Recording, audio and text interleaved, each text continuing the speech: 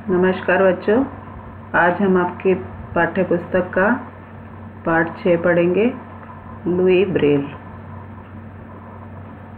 की इसमें ये बताया कि शारीरिक विकलांगता किसी के जीवन की बाधा नहीं बन सकती थी। अगर उसमें किसी के शरीर में किसी प्रकार की कोई कमी है तो वो उसके जीवन में बाधा नहीं बन सकती। इन्हें जो है दिव्यांग कहा जाता है।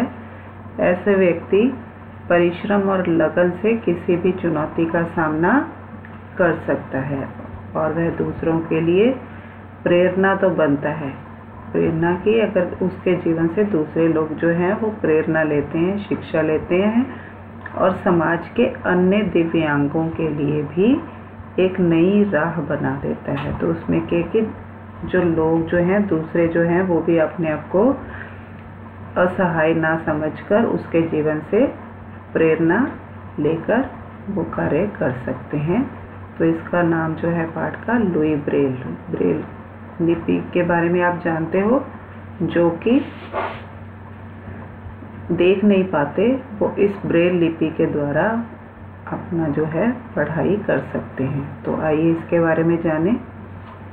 फ्रांस के पेरिस शहर से 25 मील दूर कूपरे गांव के एक साधारण परिवार में लुई ब्रेल का जन्म हुआ था। लुई के पिता साइमन ब्रेल एक छोटी सी कार्यशाला चलाते थे जिसमें वो घोड़ों की लगाम और जीन आदि बनते थे और वह अपनी कारीगरी के लिए पूरे फ्रांस में प्रसिद्ध थे। लुई अपने 4 भाई बहनों में सबसे छोटा और सबका प्यारा था कि 3 वर्ष का था और वह जो है अबोध का मतलब कि जिसको कि किसी बात की समझ नहीं है। एक दिन इधर उधर मटर गश्ती करता घूम रहा था, वैसे ही इधर उधर, और घर के जो सभी लोग हैं वो काम में व्यस्त थे। तो वो घूमता घूमता पिता की कार्यशाला में चला गया जहाँ पे वो उसके पिता अपना काम करते थे। तो कार्यशाला में चमड़ा काटने और उसमें छेद करने वाले कई औजार रखे थे और नन्हे लुई ने चमड़े में छेद करने वाला एक औजार उठा लिया और उससे चमड़े पर कुछ बनाने लगा, लेकिन औजार उससे संभल ना पाया और उसकी आंख में लग गया। तो बच्चे की चीख सुनकर उसकी माँ दौड़ी आई और उन्होंने कहा कि इससे क्या हो गया कि उसकी आंख में घाव हो गया था और माँ ने आंख धोकर दवा डाली और पट्टी बांध दी, लेकिन उसकी आंख में इन्फेक्शन हो गया और वह दूसरी आंख में भी फैल गया और धीरे धीरे लुई की आंखों की रोशनी चली गई। उसके माता पिता उसे लेकर पेरिस गए और नेत्र विशेषज्ञों ने, जो आई स्पेशलिस्ट होते हैं, उनसे सलाह की, लेकिन जो है काफ़ी देर हो चुकी थी और वे निराश लौट आए। जो नन्हा लुई था इस दुर्घटना के बाद गंभीर हो गया और उसकी चंचलता समाप्त हो गई कि उसकी आंखों की रोशनी चली गई।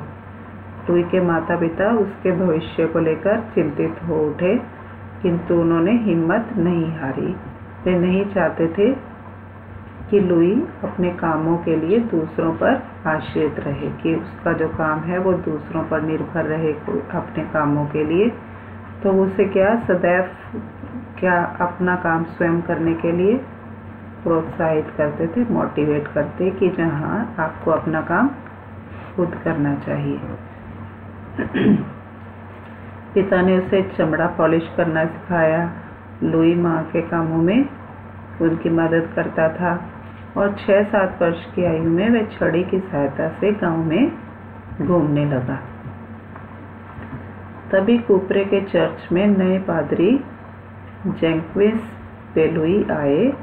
उनकी नज़र लुई पर पड़ी और उन्होंने उसे अपना लिया। लुई के जीवन में प्रकाश आ गया। वह उसे लेकर किसी बड़े वृक्ष के नीचे बैठ जाते, उसे बाइबल की कहानियाँ सुनाते, विज्ञान और इतिहास की कहानियाँ सुनाते उन्होंने ही लुई को फूलों और पक्षियों की पहचान करवाई और साथ ही संगीत भी सिखाया। तो लुई ने मन में ठान लिया कि वह जीवन में कुछ करके दिखाएगा। तो कूपरे में एक ही स्कूल था।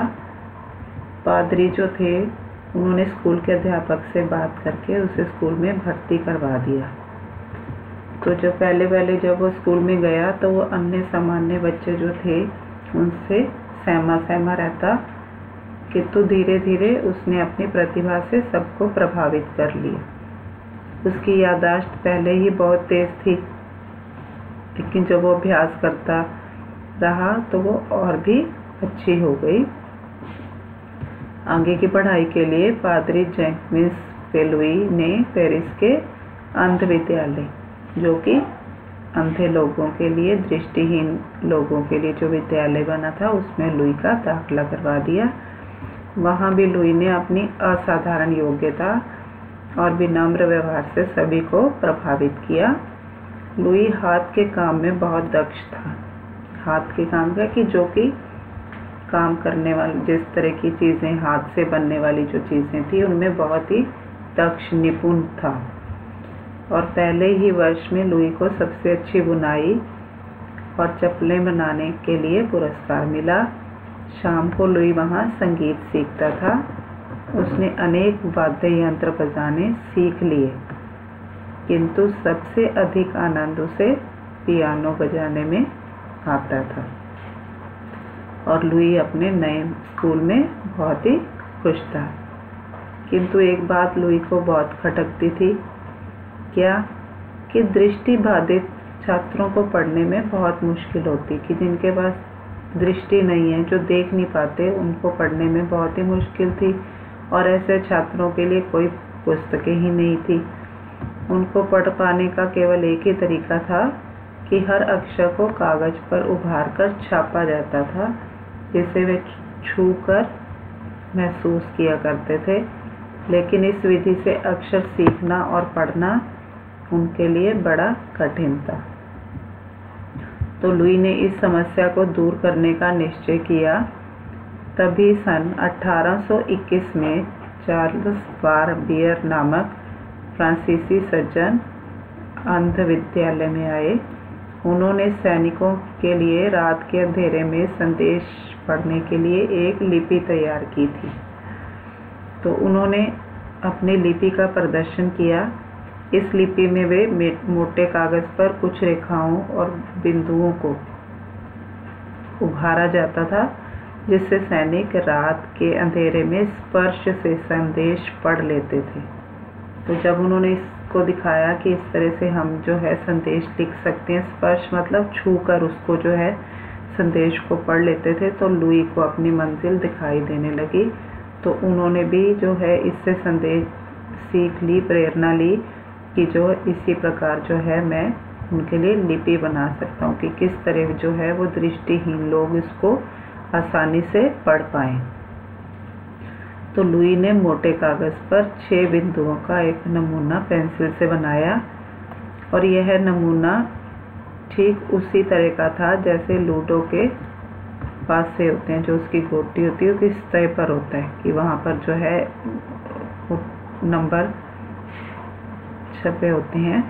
तो उसने उन बिंदुओं को भर कर वर्णमाला के प्रत्येक अक्षर का नमूना तैयार किया, और यह तरीका एकदम सरल था। लुई की खुशी का ठिकाना न रहा कि वह बहुत ही ज़्यादा खुश हुआ। उसने दृष्टिबाधितों के पढ़ने के लिए एक नई सरल लिपि विकसित कर ली थी, और सन 1829 में लुई ने इस लिपि को प्रकाशित किया, और उसके बाद वो लगातार इस बिंदियों वाली अपनी पद्धति पर कार्य करते रहे, और 8 वर्ष बाद उन्होंने इसका संशोधित की बना हुआ पूरा जो है रूप, जो बिल्कुल सुधरा हुआ जो रूप था, वो उन्होंने दुनिया के सामने रखा। लुई घंटों पुस्तकालय में बैठकर लाइब्रेरी में बैठकर उभरी हुई बिंदुओं वाली किताबें बनाते थे। उन्होंने इसके लिए किताबें, इसमें उन्होंने फिर उनके लिए किताबें भी लिखी। कठोर परिश्रम कि लगातार वो परिश्रम करते रहे और पेरिस की नमी ने उनके स्वास्थ्य पर बुरा प्रभाव डाला और वे बीमार रहने लगे। डॉक्टरों ने जांच करके बताया कि लुई को तपेदिक हो गई है, टीबी हो गई थी। और उन दिनों, क्योंकि ये बहुत पुरानी बात है 1800 में, कि उन दिनों उस बीमारी का कोई इलाज भी ना था, तो सन 1844 में उनकी तबीयत बहुत ही अधिक खराब हो गई और उन्हें स्कूल की नौकरी छोड़नी पड़ी। तब तक उनकी पद्धति, जो उन्होंने पद्धति बनाई, ब्रेल लिपि के नाम से जानी जाने लगी थी। लाखों करोड़ों दृष्टिबाधित लोगों के जीवन में प्रकाश भरने वाले इस महान व्यक्ति का 6 जनवरी 1852 को देहांत हो गया। धीरे धीरे उनकी पद्धति का सारे संसार में प्रसार हो गया, सारे संसार में इस पद्धति का फैलाव हो गया, फैल गई वो। और उनकी मृत्यु के 6 वर्ष बाद अमेरिका में पहली बार दृष्टिबाधितों के स्कूल में ब्रेल लिपि में लिखी गई पुस्तकों का प्रयोग हुआ और उसके बाद पहली बार वहाँ हुआ। लेकिन आज जो है संसार का हर दृष्टिबाधित व्यक्ति ब्रेल लिपि का आविष्कार करने वाले लुई ब्रेल को अपना मसीहा मानता है। तो उन्हीं की जो है इस लिपि के कारण जितने भी संसार में दृष्टिबाधित लोग हैं जो देख नहीं पाते हैं, उन्होंने जो है उसके कारण वो सारे आसानी से इस लिपि के कारण वो जो भी इसमें पुस्तकें बनती हैं उनको आसानी से पढ़ पाते हैं, उनको अपना मसीहा मानते हैं कि ये जो है हमारे लिए वरदान बन के आए हैं। तो देखिए उन्होंने अपनी जो है शारीरिक विकलांगता थी, जो उनमें जो भी इस प्रकार की कमी थी, उससे उन्होंने घबराए बिना उसको जो है अपना एक चैलेंज, चुनौती के रूप में स्वीकार किया और सभी अपने जैसे सभी लोगों के लिए उन्होंने एक नई पद्धति का प्रचार किया, प्रसार किया, जिसके कारण आज जो है लाखों करोड़ों लोग उसका लाभ उठा रहे हैं। तो आशा है आपको इस पाठ के बारे में अच्छी तरह से समझ आई होगी। तो अब जो है उसके बाद नए पाठ के साथ पुनः आपके समक्ष आएंगे। तो अब जो है धन्यवाद।